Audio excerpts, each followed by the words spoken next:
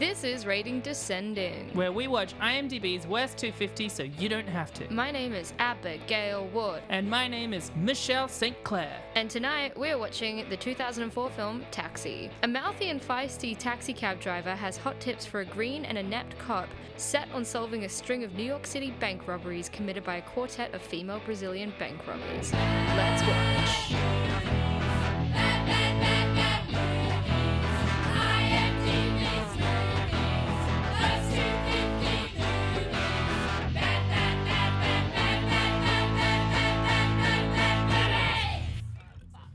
I don't know how to start when you don't go, how are you, Michelle? Why don't you ask me how I am? How are you, Abby? Oh my goodness. I'm good. Uni's back. Wow. I'm not used to talking about my personal life on the podcast. You don't know? have to. Yeah, but I want to. But I also love the idea of being an elusive enigma, you know? Like, maybe when you ask me this question, I should just straight up lie. You know? Oh, okay. Yeah, so ask me again. How are you, Abby? Oh, yeah, no, just jetted off to Tahiti. Tahiti? Hawaii. Just went to some islands, took a vacay, came back, fucked like 50 women in one go. Hey, I thought these were lies. One Australian of the Year twice. Oh, two different years or twice in the same year? Twice in the same year. Didn't know it could work that way. Yeah. Yeah. Well, you're just double the Australian. Bought a pet tiger, lost my pet tiger, found my pet tiger, discarded my pet tiger. Oh. It's quite a roller coaster. Yeah, that's how I've been. How have you been? Yeah. Lame. I fucked 50 women. What did you do? Just fucked one that you loved? Pff, cringe. What I did was get a sexual health test, so that's my flex. Did you actually? No. Oh. That'd just be because silly. you said you had sex with 50 women. Which I totally did. But no, I've been good. I've really, really come to the realization how much I rely on headphones in my day-to-day life in a positive way. Yeah. Because, like, I have been just constantly either earphones or headphones in my ears since I was a teenager, right? Which, for a long time, I thought of and described to people as an anxiety thing. Oh, you know, it just, like, turns off the anxious thoughts, blah, blah, blah. And then last year, two things happened to do with the pandemic. One was because of that, I wasn't going outside. The main time I would listen would be when going places. And also, for whatever reason, I started feeling less comfortable wearing like on-ear headphones outside. I don't know. Just Do you going in worry my head. like it disrupts your look or it doesn't suit you or something? I get anxious that it's a thing that people can notice. It's like people see that and be like, that's something I know about that person. That's a distinctive thing. My eye is drawn to that person because of how they have that point of differentiation. But you don't worry about that with like certain kinds of clothes? I do worry about that with certain Or kinds your of clothes. glasses? I worry it less, but with glasses, because a lot of people wear glasses. But a lot of people wear headphones. But less people wear headphones. This is true, but they're such a common thing. You never really see someone with headphones, and you never think like I know I don't see someone with headphones and think, oh, they're wearing headphones. I don't even think people are judging it. I think it's just like, for me, it's like it's something that would draw their eye, and I don't want them to look at me. Fair. At all. But anyway, because of that, I was wearing headphones less last year, and I started getting way more anxious going outside. And I didn't know what it was until Brooke lent me her earphones, and I just went outside and I was like, oh, this is it. This is the thing. I actually have always relied on this. It's like putting your phone on silent mode, right? Like if my brain is normally 5 voices competing for control, listening to a podcast means that like, well, those are the other voices, and I feel like I can think. You know, I like whether or not I'm listening to the other thing. I feel like I can actually focus and think when there's background noise that is my noise. You know what I mean? That's good. You figured it out. Yeah, it feels incredible. I feel like I've like re-unlocked the secret to going places. Honestly, like nothing depresses me more than when I leave the house and I realize I don't have my headphones on me. I want that background noise. I don't want the actual like diegetic noises around me. All I want is my music. That's all I want to listen to. Do you feel like I was talking to a friend about like how like she doesn't like walking because she doesn't get that much out of it mentally, and I'm like, I love going for walking, but it's because of the way I approach walking, I guess, and what I do on a walk. Like I always listen to music, and I think that walking is a good time for me to discover new music and like listen to some of my favorite songs. And I often like get in my own head and I start like daydreaming and I become very like, I think like it helps me plan, it helps me imagine, and it is a way for me to enjoy music. But like people don't listen to music for the same reasons. Some people literally just want it as like background or filler. Yeah. And they're not paying attention to it, which is fine. But like I was talking to her about like why she couldn't go on a walk, and she was like, there's just nothing that will make me enjoy a walk. Because like I don't even enjoy music that much. And I was like, wait, what? It's just a weird conversation. Well, that's why like I am a big fan of music, but when I go for a walk, I tend to use podcasts more than music, because like music is fantastic, but I need something that like draws more attention. Yeah. I like music when I'm doing stuff or I'm just sitting down to listen to music. But if I'm like walking, there's both so much outside stimulus and also not enough internal stimulus that I get distracted too easily. Yeah. I want to go for a walk to clear my head. And so a podcast gives me like a single, like, it's like having a homing point, like a grounding point of like, I can always come back to this when my brain feels like I'm getting anxious or overwhelmed. But to be honest, when I'm going out on a walk and I'm listening to music, I'm not engaging with the world around me because I can't hear it. It's a good way of shutting off the world, like turning off the world around me. And sometimes it's good to not do that and to go for a walk and literally just listen to everything. Like clearing your head, I find it is actually hard to clear my head when I've got things in my ears. Yeah. And I'm listening to things because they're making me think of other things. To clear my head, I would have to go on a walk and not listen to anything, which I do sometimes when I'm feeling really shitty, and it's so good. Well, I guess that's what I mean, in that like since recently getting diagnosed with ADHD and realizing how much I rely on headphones, I've discovered that I find it hard to clear my head without the noise. Interesting. There you go. Because it's like friendly noise instead of brain screamy. Speaking of brain screamy. That's a fucking peak segue. All we do in this podcast is compete for like who will get the better segue. Yeah. Who's on top now? We should like rate it. We should go through every single. We'll go backwards through it. We'll call it rating descending. You've done some good ones for sure. But this week we watched Taxi. Yeah. So like going in, I hadn't watched this movie before, but when watching it, I was like, man, if I was 10, this is the exact sort of movie that I liked. I get that. Actually, Danny from uni, my mate from uni, loved this movie as a kid. And I see why. I see why as a kid it could grab you. But as an adult, I actually found this one a really painful one to watch. Like really? I was bored the whole time. It wasn't even like a fun, rompy way. I just found like it was almost too well made to really think it was too terrible a film. Like it didn't do enough wrong for me. For me, when watching it, I was like, this is it, baby! Really? This is why I got into bad movies. For me, it's not.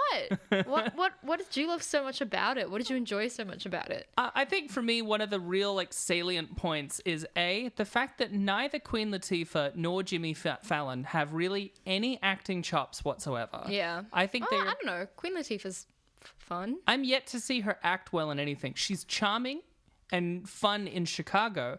It's not a well-crafted performance. She's just being Queen Latifah. Here, she really can't act. And then the other side of it is that the plot is predicated on such ridiculousness that it infects everything else. Everything, even the more grounded parts of the movie, become ridiculous by proxy to the actuality of what the fuck is going on. I didn't feel like any of the performances were bad enough to make me laugh. There weren't enough bad lines to make me cackle. It didn't take itself seriously enough for it to be bad enough in a way, because it was a comedy. Because it's a comedy if it's a comedy trying to land jokes, it's like, haha, that's bad. That's bad jokes. But if it's a drama trying to land emotional moments and it's done badly, you're like, oh, this is shit. And because this was a comedy, for most of it, I was just like, I was like flatlining the whole time. For me, I was literally dead on the table. Well, that's why, literally. Do you care? I was sitting there. If I flatlined right now. You were dead on the table and I was going, this is why I'm into bad movies. I'm just glued to Taxi. We're losing her. Brooke's there giving you ASMR. Yeah, giving you ASMR. She's leaning down next to you.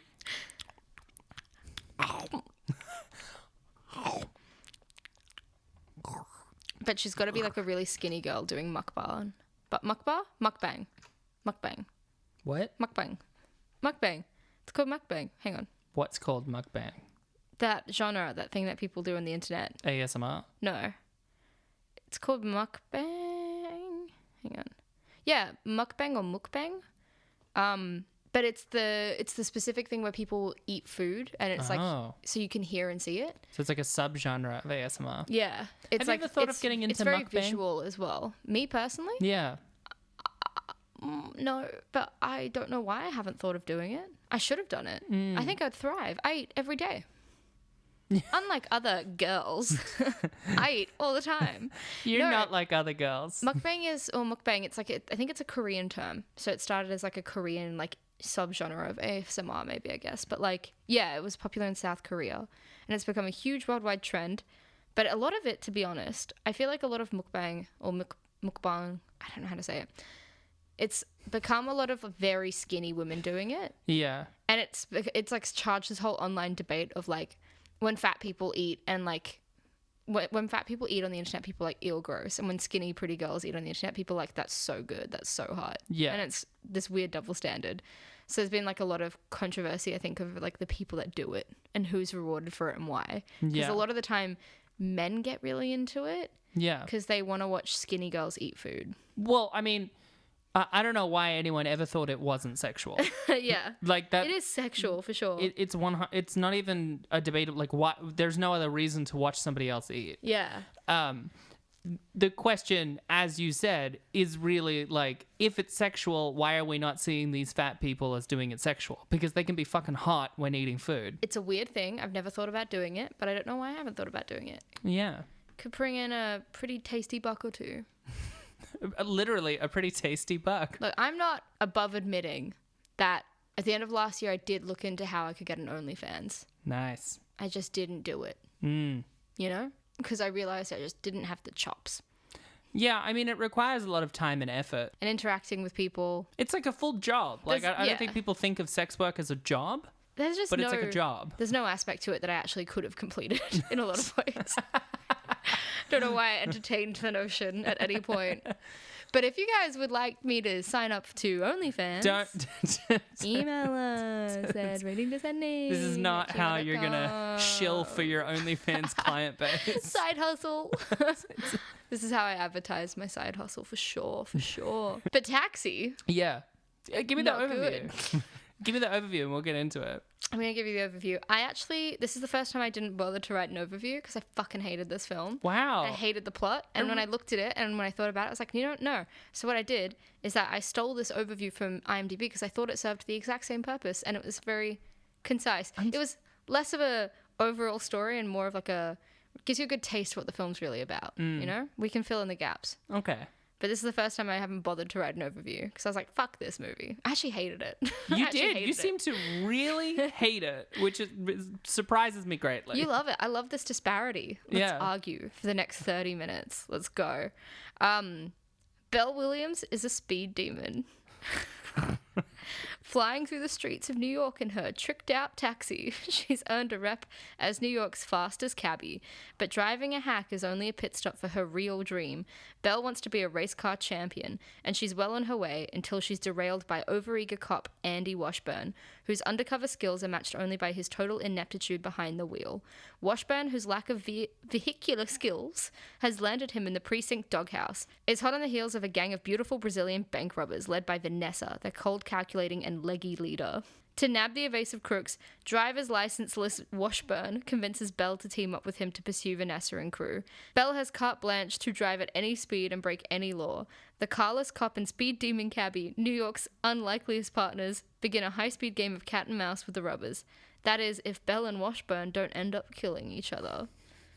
And that is the whole thing. It's a cop teams up with a really good taxi driver to beat these Brazilian supermodels. There's a B thread about Belle's boyfriend, who's very sweet and wants to marry her, and she's too evasive and busy to care. He seems genuinely really nice. He's a hunk. They cast a real hunk in the role. Real hunk. Yeah. And I remember also I was like, oh, he's a hunk, and then later I said that Jimmy Fallon was like a really beautiful person, and you were like, he's not attractive. You're like, Jimmy Fallon, ugh. It was just, I don't know. It felt like such an odd thing to say halfway through watching this movie. Face. He's got a good face, Jimmy Fallon. I think he has a fine face. He's no hunk like Belle's boyfriend, but he's got a good face. I don't think he has a bad face or anything. Yeah. I just mean, like, his face is fine. It's just standard funny white boy. But, like, I'm not going to lie. there's already bits of this film that I can't remember because it was just so forgettable to me. Oh, There was lots of like, man. the car chases were nothing to me. The jokes were nothing to me. But what I do remember is that when Washburn is finally getting taught by Belle, and he's finally like, the whole film is Belle trying to like get Washburn to drive appropriately, and there's like a huge like car chase scene at the end, and he has to drive Belle to the hospital after she's shot. But he learns by them listening to Everlasting Love. Yeah. Done it in your eyes. You will be. This will be. Oh, no, that. An everlasting love. This will be. Yeah, I got that the one. wrong Everlasting Love. Completely wrong song. You're like, the one bit I remember proceeds to misremember it. This is not a sustainable podcast if we can't remember the movie. I can't. It was just boring. I'm sorry. I just hated it. My mind was like, get rid of that. Erase that. I actually, like, you know how you had like a really adverse reaction to the Butterfly Effect too? And I was like, that was fine. But you were like, I fucking hated it. I didn't like fucking hate it because it didn't make me angry. I just didn't like it. What I just didn't find it memorable. What were you saying about the end though? I was talking about that bit with Everlasting Love. What about it? Just the fact that they learned to drive to that song. Oh, because I was going to say, he learns to drive to that song. One of the few scenes in the movie I actually think works. And then at the end, when he's driving her to the hospital because she's been shot, a real out of left field, genuine piece of danger they're in. Yeah. He's still singing Everlasting Love, but the music underneath is all serious dramatic tension. And I'm like, did they They've got like a drum beat going underneath. It feels like it was directed as a comedy beat. And then edited as a serious piece of drama. Yeah. That's why I like this movie, because that's fucking stupid. All it means is that it's a dramatic beat that doesn't work and also a joke that falls flat. I agree. Also, Great. one of the first things I actually do want to talk about wasn't the song that I got wrong. It was actually Jimmy Fallon's performance and Jimmy Fallon as an actor. Yes. Because, like, everyone knows Jimmy Fallon. He is a good talk show host. He is. I think like, he's the weakest of the ones on air Yeah, now. but like he's a good talk show host because he's well known and he knows how to do his job. It doesn't mean that he's like the best or likable, but he's good. He's good at what he does because he's done it for so long. He's fine.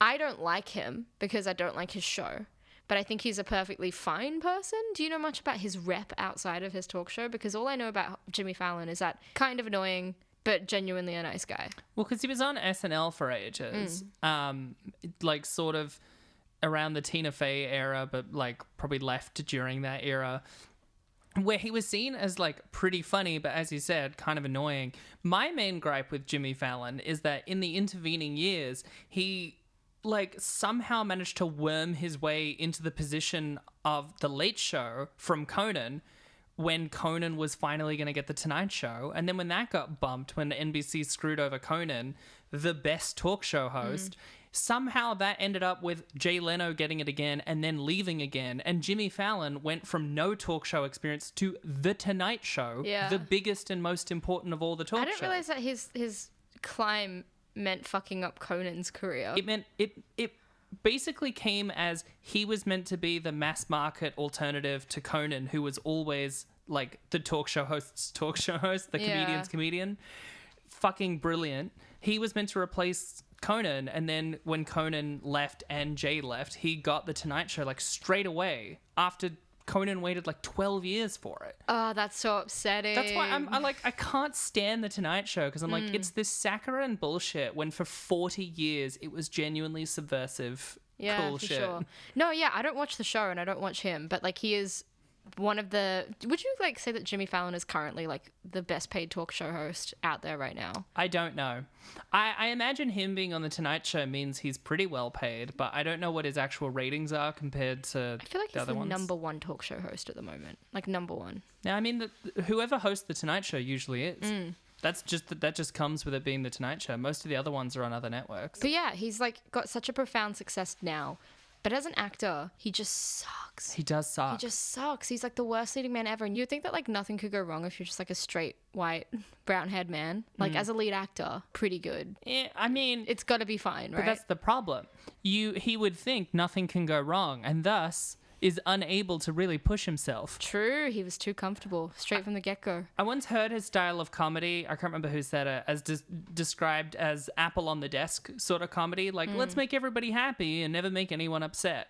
And like, it just means everything he does to me is really boring. The only thing he's done that I thought was really fucking funny was one of his old SNL skits where he was doing Barry Gibb, where the whole premise was that Barry Gibb talks the same way he sings. So Barry Gibb is hosting a talk show and he's talking like this, and like that's front to back, the whole sketch is just that. And I thought it was kind of funny. And that's been it. That's where Jimmy Fallon peaked. I 100% agree with that. He's just a terrible actor. He's a terrible leading man. Was there something, do you think in particular, that like ruined his career, or was he just a flop in Taxi? It was just Taxi. It's Taxi. Wow. It was literally Taxi. It's famously. Because it was panned by critics, it just like destroyed his career. Yeah, because it sucks. I didn't know that. You know, none of my research just like actually talked about that. Really? This film had 7 items of IMDb trivia, and they were all uninteresting. Yeah, neither of them are really in much. Yeah. Because this sucked so bad. Even Queen Latifah. Yeah. Oh. Well, she's not really in anything past this. True. Also, the writer, Sean Lennon, he spoke about in his book that it took a long time for him to get another feature script greenlit after this because of how badly this did. Also, it's wild because there were actually 3 people that worked on the script, and like Sean Lennon is one of them. As well as his writing partner. Yeah, and then there was also Robert Ben Garant, who also worked on the screenplay. There was 3 of them. And then the original concept was by Luc Besson. Yeah. He did the story or the earlier screenplay because Luc Besson wrote the original film Taxi, which was a French film made in 1998, not directed by Luc Besson, directed by a different French director, and it has the same premise but set in Paris and is not great but far better. So Luc Besson is attached to this film because he wrote the original Taxi. Well, because it was a Luc Besson film, I assume that at some point either the taxi driver or the cop falls in love with a little girl at some, Oh my god. Sorry, I can't stop yawning. Like, what the fuck? Fuck Luc Besson. Yeah. Also, when you look at Luc Besson's wiki page, it's like there's a whole section that just says rape allegations. And pedophilia. Yeah. And apparently, like, a group of 5 different women had come out saying that Luc had, like, sexually assaulted them or raped them. Yeah. And then his, like, agent was just like, that's ridiculous. These women are fantasists. And then more and more women kept coming out, and it's like, no. It doesn't work that way. Maybe, like, you can't contest a series of women making allegations against a man. Well, you can if you're the former US president. Yeah, uncontroversial take. I don't like Luc Besson. Oh, that's crazy. What? But I know this is grim to talk about, but, like, what's the deal with, like, pedophilia in Luc Besson? Like, what's come out recently about that? Well, I mean, Leon the Professional. Yeah. He's stated multiple times about how it is meant to be explicitly a romance between Leon's character and Jodie Foster's character. Natalie Portman's character. Yeah. Sorry. Getting confused with Taxi Driver. Really? Yep. Wait, what? Based on his experience when he had a relationship with a 14-year-old girl. What? Yeah. What? Yep. So that's the executive producer of this movie. Fuck! I didn't know that. The director of this movie is a guy called Tim Story. That's right. Yeah. Yeah, love Tim Story. He's extremely uninteresting, but he has like a production company called like The Story House, and that makes sense, doesn't it? Yeah. That checks out. Tim Story. That sounds like a bit we would do. He's the guy who actually invented Story. I feel like I can actually just look this up, but I feel like Queen Latifah was in like a bunch of other films. She's been in a bunch of stuff, actually. She was in Chicago before Taxi. Mm-hmm. She was in Scary Movie 3. Oh, a real career starter, yeah. She was in Hairspray. Actually, I remember her in Hairspray. Hairspray was fun. Hairspray, yeah. She's been in actually a fair bit of stuff. It's all bad. She was in 22 Jump Street. Oh, okay. Girls Trip. And, yeah. Those are the things I recognize. Not bad. It's not quite the same as Jimmy headlining movies, though. No, yeah, she is the side character and things. Yeah, I mean, for me, like in terms of the ridiculous things, I loved the taxi itself, for example. The taxi itself was good. We 3 different times watch her go, oh, hang on, I'm going to drive this quickly. And then she'll flip a switch and then a control board comes up and then she'll flip like 6 switches on it. Then we'll see the exact same effect shots each time. Yes. Of the front bumper becoming like a street car and the back getting a spoiler, and she'll like pop the wheel off and replace it with a new wheel. Why she doesn't just leave these things on at all times is beyond me. The only time I understand her taking them off is when we see it in the first act and she uses it to evade the cops. She never does that again in this, which I feel would have been a great part of the third act when she's trying to effectively chase the Brazilian women. If she like blended in with regular taxis and then was like, bam, it's me, hey, and then flipped everything back on and fucking zoomed off. There's literally like in the first scene where she drives that guy to the airport, she literally has to like take a minute to get the whole car reconfigured, takes off the steering wheel, replaces it with a better steering wheel. But then later when she's driving with Washburn, they're literally speeding down a street and she rips the entire wheel off while they're going and changes it over. Like she's literally doing everything she did in that first scene where she had to stop for it, but she's doing it as she's driving. It's nuts. See, that's why I like this movie, because you're right in that it's a comedy, and normally bad comedies are painful, or, you know, it's hard to say they're bad because they're not serious. But the thing is, this movie, I feel, still wanted to be grounded in reality, but with jokes. But then it does things like she can turn her car into the Batmobile and pulls off the steering wheel while driving, and it's just so stupid. But you love the taxi because you love cool gadgets. No, I don't. You love cool gadgets. You're a gadget girl. I do love cool gadgets. I don't think the taxi's cool. I think it's really fucking Just stupid. admit it, you love the taxi. No. There's 3 things Michelle loves: cool gadgets, chicken, and George Clooney. According to a list I have 8 years ago, where I asked you what are the things you like. Only one of that trio is really still true. Cool gadgets. Cool gadgets. True. I mean, you still like chicken. You just don't eat it anymore. I still like George Clooney. I just wouldn't put him on my top 10 in the same way. Wow. Well, turning your back on the Cloons. That's heavy. He wouldn't turn his back on you. Well, you know, that's his whole thing. Somewhere across the world, George Clooney is asleep in bed with his beautiful, intelligent wife, and he just like sits up suddenly, and he's like, and she's like, "What is it? What's the matter?" And he's like, "I don't know. I just feel weird." And it's because you just turned your back on him. You just turned your back on the Cloons. You know what they say? Once you go Cloon, you never go blown. Moon. You never go to the moon. Famously, no astronauts were friends with George Clooney. No astronauts were hurt in the filming of this. Well, we don't know that. There was no disclaimer at the end of this movie. George Clooney played an astronaut in Gravity and something else. Right? This is an astronaut in Gravity and... Point at you viciously. What's the other... What's we were talking about this the other day. It doesn't matter. Was it Contact, or was it a recent one? I don't know. I feel like you're right, but I also don't know what it was. Yeah, it's not relevant to what we're talking about, but we need to figure this out tonight. Was it a recent one? I think it came out after The Martian, whatever recent thing he was in. Yeah. This can be our little game tonight. We'll have to figure out what else George Clooney was an alien, an astronaut in. We got to get back on topic because a lot of this is stuff I'll have to cut out. What? Let's talk about the sexy assassins. The sexy villains, not assassins. I keep calling them assassins. They're not assassins. Who, the main of them has so much sexual tension with Queen Latifah. She has so much sexual tension with every woman around her. Yeah. Gay icon. The main woman, Vanessa, is played by Gisele Bündchen, or Bunchon. She's a Brazilian model, like a supermodel. She dated Leonardo DiCaprio for 5 years. And then she was too young. Was it too old? Oh. And then she was too old. Nailed it. Yeah, well, Leo's no Luc Besson, you know? Well, just add 8 and you have Leo DiCaprio. No, yeah, they were together for 5 years. She's just like she was one of like the most like high paid models in the world and is quite like highly respected. And I see that. She's stunning. She's incredibly beautiful. She's how I wish I looked, for sure. It's like, I hate talking about the attractiveness of women in movies for the simple fact that has been leveraged in too many movies to sexualize and objectify women, right? Yeah.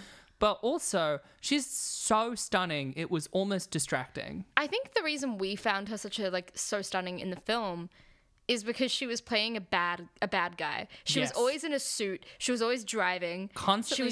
She always looked glamorous. Yeah. She always like had a gun in her hand and was looking and glaring and frowning. It was hot. And her smirking at Queen Latifah, who's also gorgeous. Excellent stuff. There's literally a scene where she gets Washburn's boss, the lieutenant, and pins her up against a car and feels her up, and all these guys are like, ooh. But all three of us sitting at home were like, oh. Like, but for it different. fucked us up. For different. For different. She's just so like commanding and sexy. But the thing is, right, halfway through the film, I was like, wow, this is a very female-driven film because you've got like these 4 evil supermodel villains. You've got Queen Latifah and you've got Washburn's boss, who is a female lieutenant. Yes. Who, granted, they have like a whole like romantic thing with the lieutenant, which is lame. But like, I was like, oh, most of the characters in this are actually women. Most of the important characters. That's cool. And then we got to a certain part in the film where after a big car chase, the Brazilian bank robbers park their car, rip off a color peel, like a peeled, I don't know what you call it, but the color of the car, they rip it off to be a different color of the car because they're hiding the car. I don't understand cars, okay? They rip off the color. They rip off the outer paint layer so that instead of being red, it's blue. That. There we go.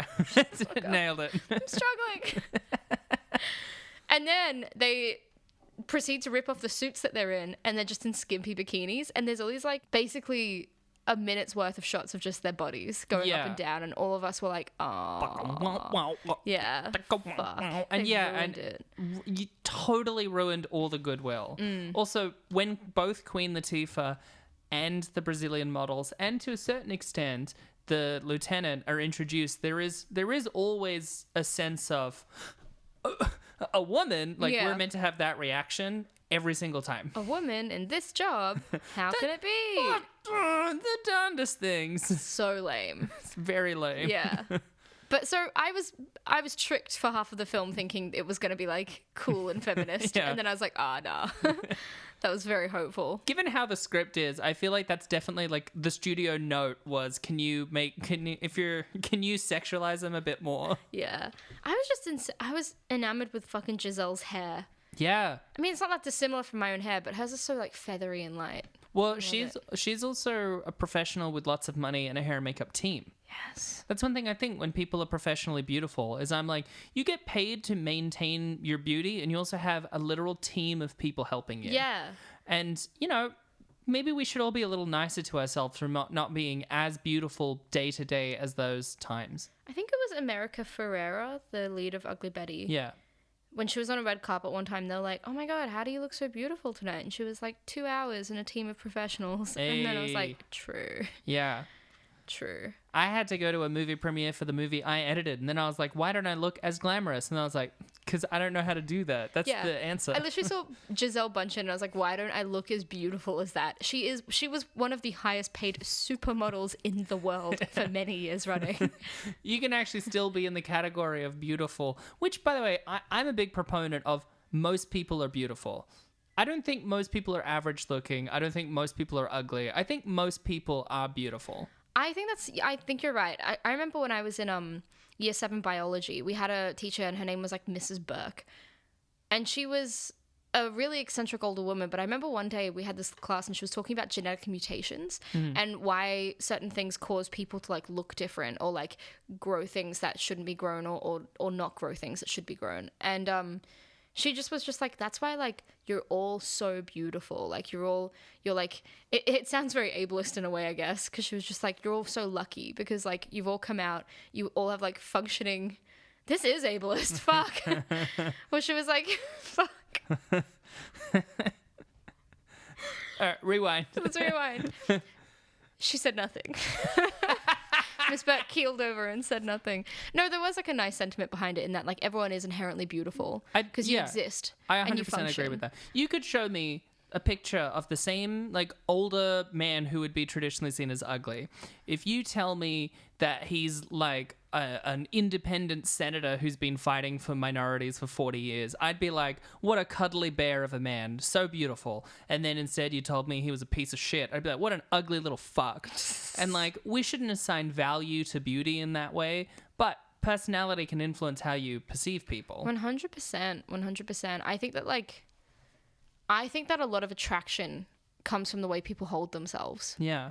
And like their countenance and their disposition. So like it's like the way like you'll be on Tinder and you'll see a photo of someone and you'll be like, yeah, they look hot, and you meet them in real life and you're like, oh, there isn't something right about them. And it's because they don't have the right, like, it's not just personality. I think it is like the countenance, the way when that you saw the white supremacist tattoo. That's when you were like, oh, I'm not so sure. Wait, what? What?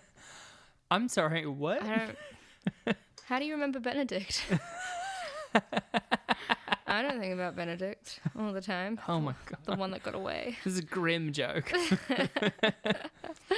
When he pulled out that copy of Mein Kampf. There's flashbacks to high school. Ooh, that's grim. Yeah. No, but I agree with that sentiment. She is just insanely beautiful. But yeah, I think that the whole like Brazilian bank robbers was an interesting idea. Yeah. Until they sexualized them and they became terrible. But I will always remember this film for the 4 very hot women that had guns all the time. That was cool. Yeah. But also women that are villainous don't need to be sexy, and that's also another thing. Like, yeah. I think a lot of the time when a woman is villainous on screen, she ends up getting sexualized for being villainous. And it's like, what if there's like a matronly villain? We don't see that as much. Like, imagine Queen Latifah's kind of character, but a villain. Umbridge. And Umbridge is a fantastic villain. Yeah. Because it's uncommon. 100%. We need more Umbridges. Yeah. And it really plays into the whole Margaret Atwood essay of like spotty-handed villainesses. People are afraid to write villainous women. It also reminds me, though, of how, growing up, most villains in children's media are queer-coded, especially when they're women. But then that just really raised a generation of queer women who, when they see villainous women, are attracted to them. Yeah, they're like, step on me, degrade me. Yeah. Good job. Yeah, I get it. I fucking loved how ridiculous this movie was. Like, I'm glad you did. I found it like a bit of a bore, but I think it's because I just wanted, I found, for me, I don't know why, I just didn't hit, it wasn't ridiculous enough, or it didn't entertain me enough. I was almost like, this is too well made, and there's too many things that could fly. Like when I went into the review section on IMDb, there was a lot of 10 out of 10 reviews there. Oh my God. Like quite a lot. I mean, the whole intro bit, for example, where he's he's being undercover as a Cuban. Oh my God. Doesn't hold up at all in any way, and it shouldn't to current standards. But he goes in and he's meant to play it cool, but he doesn't because it's a comedy. It goes on for so long. Like, for me, that's the line of like, yeah, this isn't a bad comedy. This is awful. Yeah. In such a distinct and unique way. Ridiculous. And then they try and introduce stakes. Like, every time they introduce stakes, I'm like, but you're undercutting them at every other moment. Yeah. Completely. Like, when she fires him towards the third act, I'm like, I'm glad that she fired him because he was fucking up a lot. And if she didn't fire him, I would be surprised. But also, she should have fired him like 40 minutes earlier in the movie. This film didn't have like a lot of structural integrity. Like a lot of like the big turning points, the midpoint, the low point for me were like did not exist, did not happen. It was just a series of events, and there was not really much of an arc or a trajectory for the characters. I also don't understand like Queen Latifah's shtick. At the beginning, we see her and she's like a bike courier who just became a taxi driver, but she's also a supremely experienced taxi driver. Was she a taxi driver? Like, we never get her much of her backstory apart from when the cops are like, so you have like 40,000 tickets for driving because you're so good at driving, but it's all when you were younger, so it's hidden, but we got it. And she's like, hey, you're not supposed to do that. And they're like, but we did, we're the cops. Like, that didn't really explain anything to me, so I didn't understand what her whole opening scenes were about. The whole opening scene was her on a bike being really good at bicycling around New York. Yeah. And you find out that she's going to become a taxi driver. That opening bike scene, I thought it was actually, when we were watching it, I was like, oh shit, this is where that meme comes from of, yep, that's me. Guess you're wondering how I got here. Because you know how like there is that scene that they took that from where there's a guy on a bike. Oh, that's from one specific scene? The whole like, yeah, that's me. Because like there's a couple of places it comes from. Yeah, there's heaps of things that do that. But I think it's Jocelyn Gordon-Levitt that's in that. God. Yeah. I'll have to find it. But I thought it was going to be that meme. I was like, holy fuck. Like, it's going to pause, she's going to crash, and then it's going to be like, yep, that's me. Guess you're wondering how I got here. Well, it all started in the summer of 1986. Like, yeah. It still uses Sunshine of Your Love, even though it's 1989. 1989. So, this is my trivia. I couldn't find very much good trivia about this. The bad team drove BMWs. The said taxi was customized. This is what I mean. Worst trivia ever. Oh. BMWs. It's also not trivia because not only do they state that they drive BMWs repeatedly, it's a particular plot point because Washburn knows that. Yeah. Also, they state the model of the car of the taxi, which is because it's also a plot point that Washburn doesn't know that. I reiterate, 7 items of trivia. This was the better item. This is the one I still 6 more than Butterfly Effect 2. Forgot about that. You had one piece of trivia. My next piece of trivia.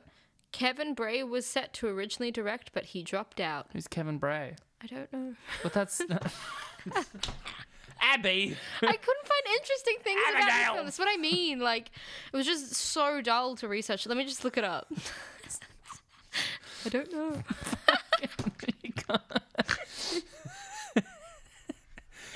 I said this. Listeners, I want you to know, like 6 episodes ago, I said to Abby, oh man, because we alternate who leads the episode, Abby was going to lead like 5 episodes in a row that I knew and she didn't. And I was going to lead 5 episodes that I had no fucking clue of. And we're still in that. I'm sorry. I found out who Kevin Bray is. Who's Kevin Bray? He is a music video director and he's done a number of music videos for a number of people, very famous. His very famous great guy. Terrific work. And then he's also directed some films, none of which we've ever heard of. So that's a bit of fun trivia for you. That's excellent. That's really great. I was thinking about this earlier this week. We are cursed by this list. Like, our only shtick, the only distinctive part of this podcast, apart from the fact that it's, I mean, you could make the argument that because it's 2 women instead of a group of men, that is a distinct thing for a movie podcast. Yeah. But our 2 women that aren't talking about dating and love, because that is what most of them do, unfortunately. Our unique identifier as a bad movie podcast is that we don't get to choose. We are forced into this suffering. Our self-inflicted curse is that our locked off list. I will say, when I did the research today and found I couldn't really do any research on this film, it felt grim. I sat there and I got defeated. It's like, why am I doing this? The world doesn't care about this film, and yet for the next hour, I have to care about this film. We can't go, oh, that movie wasn't interesting. I guess next week we'll pick a fun one. We are just cursed for whatever is next. Yeah, 100%. Today I am defeated. Next week I'm sure I'll be triumphant again. But Taxi really just threw me a curveball this week. Really made me question again, why are we doing this? Listeners, we are bearing this curse for you. We are hanging on by a fucking thread. Most bad movie podcasts are like, watch this with us and we'll all laugh about it. We say, do not watch. Do not watch. We're doing this for you. That was all of my trivia. That was all of your trivia. 2 items of trivia. One, uninteresting. The other, not a piece of trivia. You're broken. I'm broken. You're broken. I just hate this movie. I got some reviews though. Okay. And I'm ready to give you some reviews, give baby. Give me some tasty reviews. I love that when I looked up Taxi, in the opening section of Wikipedia, it kept saying it was panned. It was panned. And then when I went to the review section, it went, Taxi was panned by critics.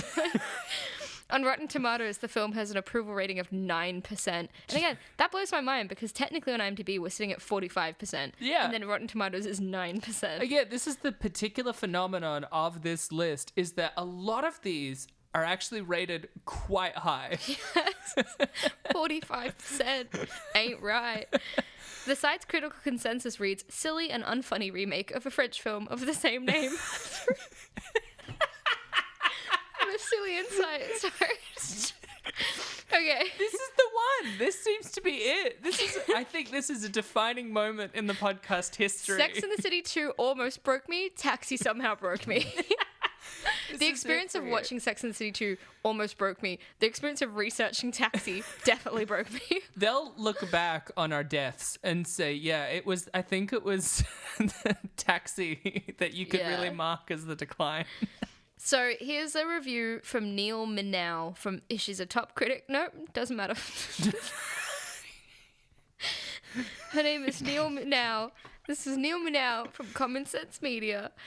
Think twice before hailing this taxi. Hey, zing. I just can't wait to drink tonight. Hank Sarton from the Chicago Reader said, I expected this to be much funnier. Latifah coasts on her charm, and Fallon seems incapable of playing an actual character. Both of them seem incapable of acting. Yeah. Like, they're so bad. I think it's 100% true, because whilst they're not acting in this, Fallon's doing just a bad job, and Latifah is getting by on her charm. You're like, she's not acting, but she's just being Latifah, so it's kind of charming. But I found her failure to act more annoying, to be honest. Really? Because I found Fallon was doing Jimmy Fallon, which involves trying too hard. Yes, and is always. thus annoying, right? But he's an still, arse licker. He's still doing a character. It's just not a character that we like. Yeah. Queen Latifah, we joked in Superhero Movie that a lot of it was Drake Bell reaction shots. So many of this was Queen Latifah reaction shots where she's going, yeah. Like she was in like an 80s sitcom. And I'm like, what the fuck is this? It's so bad. True. Here's a review from Time Out. It would take a tanker load of laughing gas to pump some humor into this flat-tired fiasco. I don't know. Wasn't there a handful of gags that we did laugh at?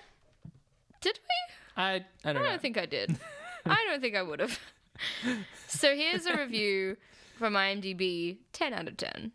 Left by player_4_life 46.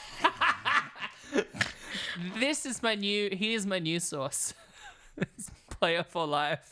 I will never forget one of the reviewers' names was Bad Gina. That fucked me up. The subject line of this review is one word, ... Giselle. That's it? That's the subject. Oh. Listen, Michelle. If you are a Giselle Bundchen fan, you better have seen this movie. If you don't know who Giselle is, she's the most beautiful woman on the planet. She makes this movie a 10. Okay. This movie wasn't the best movie. Not even close. 10 out of 10. But it was entertaining. I left the theater in a good mood. Maybe it was because of Giselle. But maybe I was entertained for an hour and a half. Oh my God. This man's just ruminating. Like, it's like he's sitting by a fireplace, swilling some fucking... An IMDb review is thoughts out loud. Yeah. This is not your diary, Player for Life 46. For one of Jimmy Fallon's first movies, he did a pretty decent job. He played a good geeky cop. Queen Latifah was a good sidekick. Because the two are totally different, it made a dynamic pair. The inclusion of her being a NASCAR freak, not a good idea. And that's it, full stop. No, he's not going to tell you why. He's not going to elaborate on this one. And the beginning of the movie with her bracket stuntman riding the delivery bike. Come on. Who would actually believe she could do that? And the stunt driver wasn't exactly Queen's size. The cars in this movie were pretty kick-ass. And the fact that hot models were driving them makes it even better. 10 out of 10. Player for life. Player for life. You really 46. lost me at the end there. At the end? What did you think of the movie? I don't, like I said, I liked it more than you from like an enjoyment standpoint, but I think we feel the same on a quality standpoint. I will say we called them out for having the like weird choice of a romantic thing between Jimmy Fallon and the lieutenant, but at the end of the movie they don't get together, right? Like they actually don't. He's still not good at respecting her boundaries, but she's still insistent. It's not a weird third act turnaround where they then suddenly kiss, and I liked that. I appreciated that. I think given our particular range, I think this is a 3. But with the addendum that I would watch it again for a bad movie night. For breaking me down emotionally today, I give it a 0. I don't care. I don't care about practicality. I'm all emotion, baby. 0 out of 10. One word, Giselle. Well, that was Taxi. Hey! watching. What are we watching next week, Michelle? Next week, we're watching Home Alone 3. Oh, fuck yeah. I watched that so much as a kid. Except they replaced Macaulay Culkin, right? It's not Macaulay Culkin. It's not like Macaulay brown-haired little Culkin. fuck. So don't forget to follow us on social media if you can. You can find us on Twitter and Instagram under Rating Descending. Or you can find us personally. You can find me on Insta under Abigail J. Ward. And me on Twitter and Instagram under Michelle.St. Clair. And don't forget to drop us a review on Apple Podcasts. It really makes a difference. Bye.